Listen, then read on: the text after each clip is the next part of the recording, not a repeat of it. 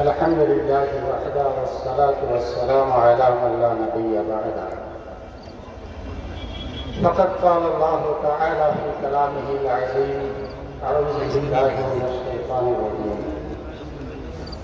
لو أن قرآنا سيرت به الجبال أو قطعت به الأرض أو كلم به الموتى بل لله الأمر جميعا.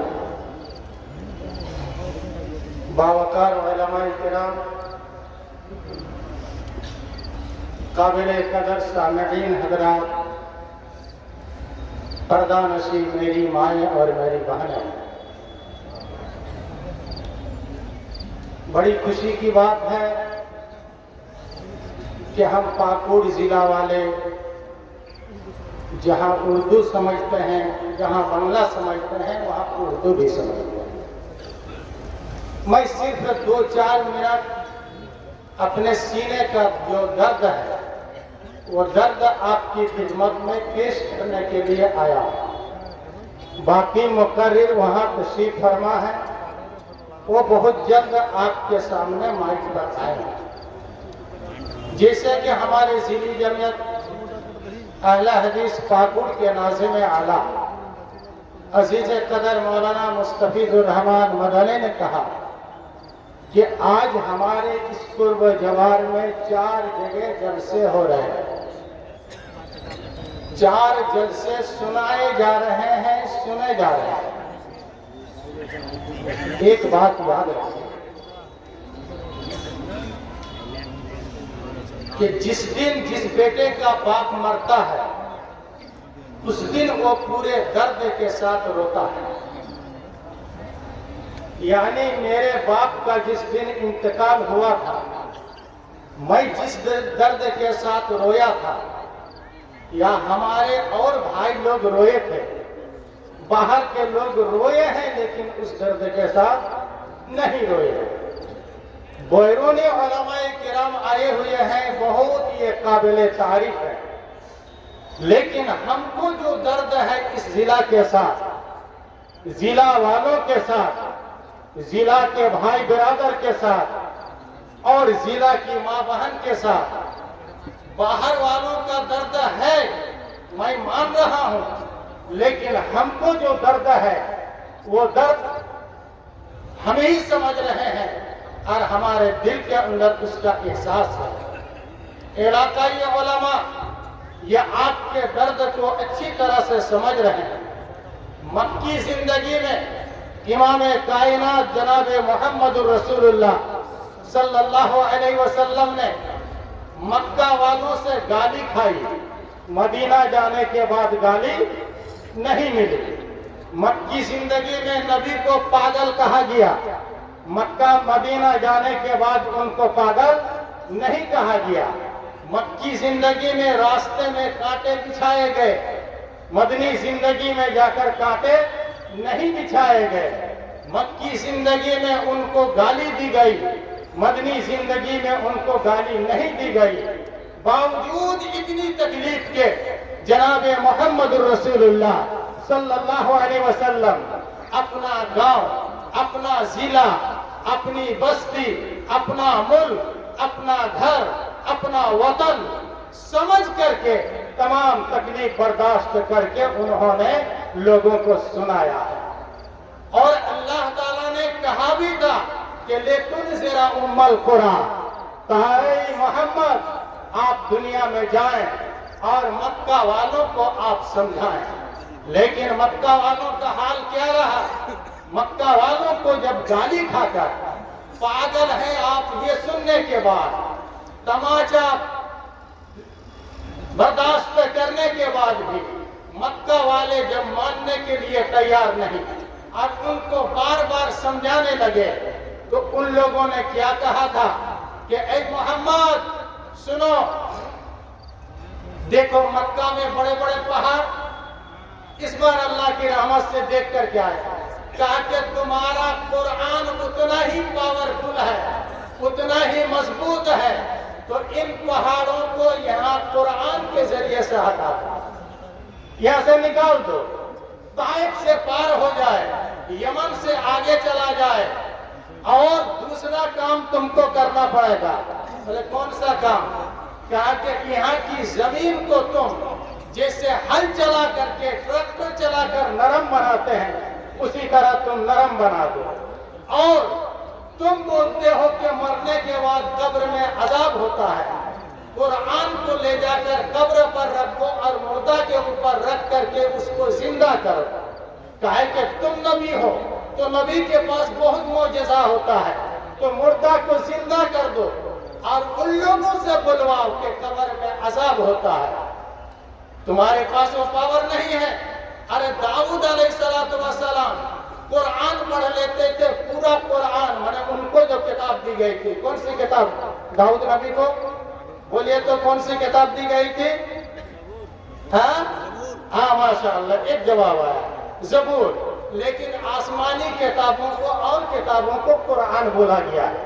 خوب حفظ قرآن علی داؤد کے اوپر قرآن کو آسان کیا گیا، تو وہاں قرآن سے مراد کیا ہے؟ زبور۔ تو اے محمد تم یہ کام کرو۔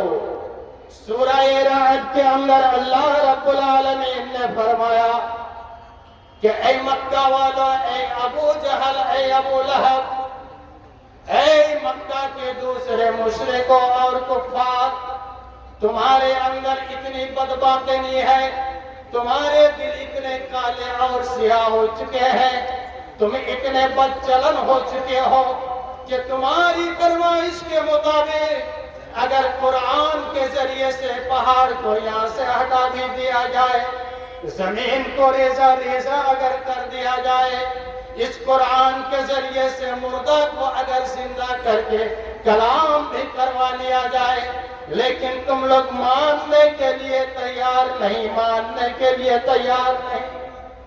بھائی 52 جمعہ سننے کے بعد، سال بھر میں جلسے سننے کے بعد، بہت سارے 60 سال کے یہاں لوگ ہوں گے بے داڑھی، بے نمازی، جھوٹے دغاباز، ہے کہ نہیں ہے؟ ہوں گے چگلی کرنے والے، غیبت کرنے والے، دغابازی کرنے والے، جھوٹ بولنے والے، بے داڑھی والے، بے نمازی، سب ہم لوگ یہاں موجود ہیں۔ 60 سال کی عمر ہو گئی ہے۔ کفار اور مشرکین کے تعلق سے اللہ رب العالمین نے فرمایا کہ لو ان قرآنا سیرت بہ الجبال، اے میرے پیارے نبی، اگر اس قرآن کے ذریعے سے پہاڑوں کو اگر یہاں سے ہٹا دیا جائے، او قطعت بہ الارض، اور زمین کو اگر کھیتی کے لائق اس کو اگر ٹکڑا ٹکڑا ریزہ ریزہ اگر کر دیا جائے، او کلم بہ الموتى، یا مردوں کو اس کے ذریعے سے بلوا بھی دیا جائے، لیکن یہ کفار اور یہ مشرکین ماننے کے لیے تیار نہیں۔ بل للہ الامر جمیعا، اللہ رب العالمین کے علاوہ کسی کی حکومت نہیں چلنے والی ہے۔ بھائیو، بزرگوں، میرے نوجوان ساتھیوں، ہمارے اندر کوئی چینجنگ آئی ہے؟ ہم لوگوں کو اللہ نے عبادت کے لیے پیدا کیا۔ مولانا اگر ہمارے اکمل صاحب اگر یہ نماز پڑھیں تو آپ لوگ بولیے گا عابد، اور ان کا معبود کون؟ اللہ۔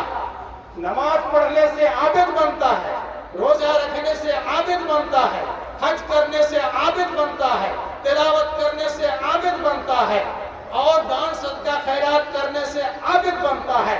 لیکن سب سے بڑا عابد کیسے بنے گا؟ سب سے بڑا عابد، ہم لوگ کی محفل میں مولانا اکمل کو سب سے بڑا عابد کب بنایا جا سکتا ہے، اور یہ کب بنیں گے؟ آئیے میں آپ کو بتاؤں۔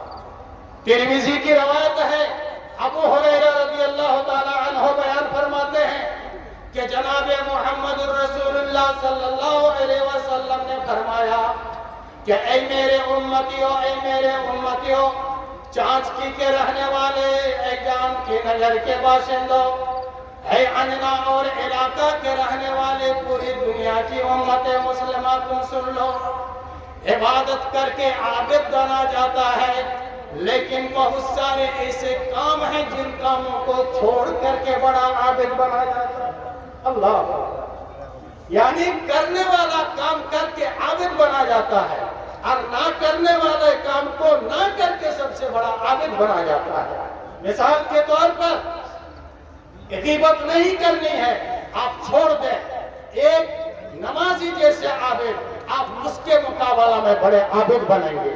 ایک آدمی شراب پیتا ہے، شراب پینا چھوڑ دے، وہ سب سے بڑا عابد۔ ایک آدمی چغلی کرتا ہے، چغلی کرنا بند کر دے، وہ سب سے بڑا عابد۔ اس لیے اللہ کے نبی جناب محمد الرسول اللہ صلی اللہ علیہ وسلم نے فرمایا کہ اتق المحارم تکن اعبد الناس، تم حرام چیزوں کو نہ کرنے والے کاموں کو چھوڑ دو، تم سب سے بڑا عابد بنو گے۔ اور صحابہ کرام کا جوش کیا ہے سمجھ، صحابہ کرام نے اللہ کے نبی کو گھیر لیا۔ ابن ماجہ کی حدیث کی کتاب ہے، اسی کے اندر یہ روایت موجود ہے، اللہ کے نبی کو گھیر لیا صحابہ کرام نے۔ ایک نے کہا کہ اللہ کے رسول کون سا کام ہم کریں گے جو دنیا میں سب سے اچھے بن جائے؟ اور ایک صحابی آئے اور بولے کہ اللہ کے رسول کون سا کام کریں گے جو ہم سب سے اچھا بن جائے گا؟ سب نے سوال کیا، کتنا بہترین جواب ہے، دیکھیے کیا کہا، ای الناس افضل یا رسول اللہ، اے اللہ کے پیارے پیغمبر کون سا کام کرنے سے سب سے اچھا بنا جاتا ہے؟ پیارے نبی محمد الرسول اللہ صلی اللہ علیہ وسلم نے فرمایا کل مخموم القلب و صدوق اللسان، تم اپنے دل کو مخموم بنا لو۔ صحابہ کرام کو سمجھ میں نہیں آیا، کہا کہ اپنے دل کو مخموم بنا لو۔ صحابہ کرام کو سمجھ میں نہیں آیا، کہا کہ مخموم بنا لو اپنے دل کو۔ صحابہ کرام کو سمجھ میں نہیں آیا۔ دوسرا ٹکڑا ہم چھوڑ رہے ہیں، آگے نبی علیہ السلام نے کیا فرمایا، التقی النقی لا اسم علیہ ولا غل ولا حسد۔ اللہ اکبر، کہ اس روایت کے اندر آیا ہے کہ پہلے جو نہیں کرنے کا ہے ان کاموں کو چھوڑ دو۔ ایک چھوٹی سی مثال دے کر میں اب رخصت ہو رہا ہوں۔ چھوٹی سی مثال کیا ہے بھائی؟ اچھا بولیے، یہ کپڑا جو پریس کرتے ہیں تو اس کی گندگی کو ہٹا کر یا گندگی کو رکھ کر؟ گندگی رکھنا چاہیے یا نہیں؟ گندگی نہیں رکھنی چاہیے، تو گندگی کو ہٹانا ہے، اس کے بعد جا کر کے کرنا ہے۔ یعنی نہ کرنے والا، نہ رہنے والے کو پہلے ہٹانا پڑے گا، تب جا کر اس کے بعد پریس کرنا پڑے گا۔ یہ ہے سمجھداری، یہ ہے عقل مندی، یہی ہے دانش مندی۔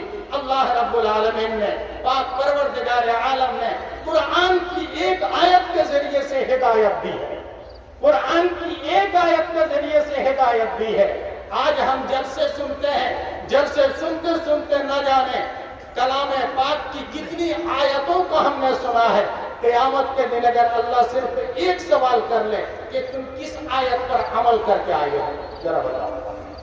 نماز روزہ حج زکات جائیے، اگر اللہ پوچھ لے ہم سے اور آپ سے کہ تم نے کس آیت پر عمل کیا تھا، وہ آیت میرے سامنے پیش کر، تمہاری نجات ہے، تمہارے لیے چھٹکارا ہے۔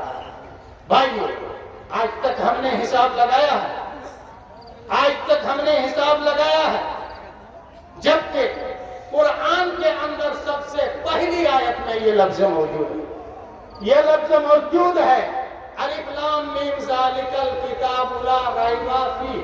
اس کے بعد کیا ہے؟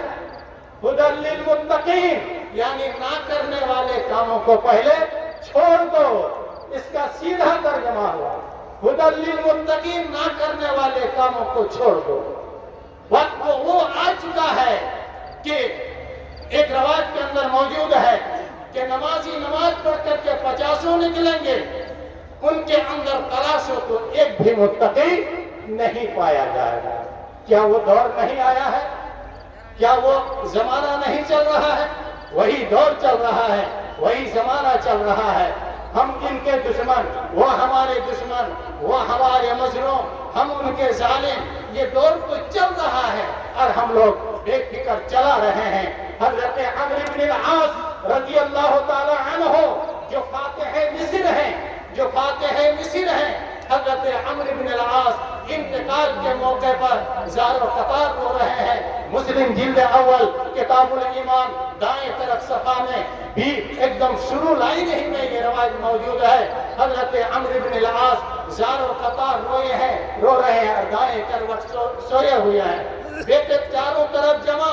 بیٹوں نے پوچھا کہ ابو جان ہم لوگ کی طرف سے کوئی آپ کو تکلیف ہے کہ آپ اس طرح آخری مرحلے میں رو رہے ہیں؟ اس وقت حضرت عمرو بن العاص نے کہا تھا کہ اے میرے بیٹو نہ تم لوگوں کی طرف سے معاملہ میں کوئی دکھ ہے اور نہ ہی اور لوگوں کی طرف سے کوئی تکلیف ہے، بلکہ میرے بیٹے سن لو میری زندگی کے 3 حالات گزرے ہیں، 3 ادوار گزرے ہیں، فی ثلاث احوال 3 حالات گزرے ہیں. اگر شروع زندگی میں میں مر جاتا تو سیدھے میں جہنمی بنتا. اللہ کیا ڈر ہے، کیونکہ وہ کفر کا دور چل رہا تھا. اور اگر دوسری زندگی میں مرتا تو سیدھے میں جنت چلا جاتا. لیکن آخری زندگی میں مصر کا گورنر بنایا گیا. میرے پاس یہ غنیمت کا مال، زکوٰۃ کا مال، صدقہ کا مال، 10 آدمی کا مال، 10 والی پیسہ، بہت کچھ میرے پاس جمع تھا. نہ جانے ہم اس کے اندر ہم نے خیانت کی ہے یا امانت سے میں نے کام لیا ہے. اللہ اکبر. یہ تھا ان لوگوں کا کام جو نہیں کرنا چاہیے. اس کے تعلق سے ڈر تھا اور اس کے تعلق سے وہ لوگ اللہ سے روتے تھے. رو کر کے آنسو بہا کر کے کنارے نالی بن جاتی تھی. بہت سارے صحابیوں کے بارے میں آیا ہے کھانے پینے کی وجہ سے نہیں، رات کو اٹھ کر رات کی اندھیری میں روتے ان کی بینائی چلی جاتی. تو چلیے بھائیوں، میں اب آپ لوگ کے سامنے آپ لوگ میرے لیے دعا کریں گے. ذرا ہاتھ اٹھائیے، میرے لیے دعا کریں گے. ذرا ہاتھ اٹھائیے. انشاءاللہ میں آپ لوگوں کے لیے دعا کروں گا جب تک کہ میں زندہ ہوں. یہ علاقہ میرا ہے، آپ لوگ میرے ہیں. میں آپ لوگوں کا ایک فرد ہوں. میں ایک لڑکا ہوں. یقیناً آپ کے تعلق سے مجھے یا یہاں رہنے والے علماء کو جو درد ہے، وہ درد جو میں نے شروع میں مثال سے ذکر کیا، اور علماء آئیں گے یہ بہت قابل تعریف، ان کی ہم عزت کرتے ہیں، بہت احترام اور پیار کرتے ہیں. یہ ہمارے علماء ہیں، اللہ تعالیٰ نے ان کو اونچا مقام دیا ہے، ہم ان کی قدر کرتے ہیں. لیکن جہاں درد کا مسئلہ ہے ہمارے دل میں آپ کے تعلق سے یقیناً زیادہ درد ہے. یہ آپ لوگ کبھی نہ سوچیں کہ یہ مولانا نجم عالم ہے، یہ مولانا اکمل ہے، یہ مولانا شیخ مستفیض مدنی ہے، بلکہ آپ اپنے علماء کرام کی ضرور قدر کریں گے. یہ میری درخواست، یہ میری التماس، یہ آرزو، یہ ارمان، یہ میری خواہش آپ لوگوں کی خدمت میں. اللہ تعالیٰ آپ لوگوں کو حیات طیبہ دے. دنیا کے اندر جیسے ایک ساتھ مل کر بیٹھتے ہیں، قیامت کے دن اللہ تعالیٰ ایک ساتھ ہم لوگوں کا حشر کرائے، اور ہم لوگوں کا حشر نبیوں کے ساتھ، صلحاء کے ساتھ اور شہداء کے ساتھ کرائے. اللہم آمین، اللہم آمین، اللہم آمین. السلام علیکم ورحمۃ اللہ وبرکاتہ. اب آپ لوگوں کے سامنے میں آنے کی درخواست کروں گا. اسد جنانی دعوت جنائے ہمارے فاضل عزیز جنہیں দক্ষিণ দিনাজপুর থেকে এসছেন, অর্থাৎ ফাজিল আল্লাম শেখ আব্দুল জব্বার দিনাজপুরি হাফিজাহুল্লাহ তাআলা, উনি এবার মাইক আছে.